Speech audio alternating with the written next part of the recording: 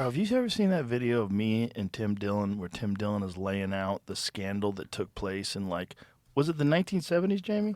The Franklin scandal? Scandal was it was a scandal out of Omaha, Nebraska, the Franklin Credit Union, where there was a guy who was embezzling money, and then he was being investigated for that. But they said he has all this money because he's running an interstate pedophile network, and he's pandering kids to, people in Washington, D.C. and New York. And there was a headline in the Washington Post and the Washington Times that were like, call boys get a tour of the Reagan White House. Unidentified White House aides in the Carter, Reagan, and Bush administrations now are being investigated for using the services of a call boy ring. The paper reports that two of the male prostitutes were given a late-night tour of the White House last year. And, this was a scandal with real victims who wanted to testify, and then people started dying. The private investigator they hired, his plane broke up.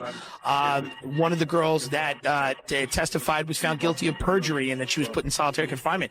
They had to use 2 grand juries in Omaha to get rid of this scandal.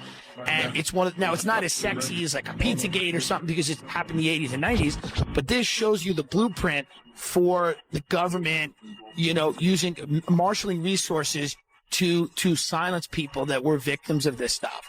This is not new. Congressmen, senators, blackmail being used by intelligence agencies, none of it's new. It was pioneered by the mafia. You're having sex with somebody who's underage, then they own you forever if they have photo, audio, video of you doing that.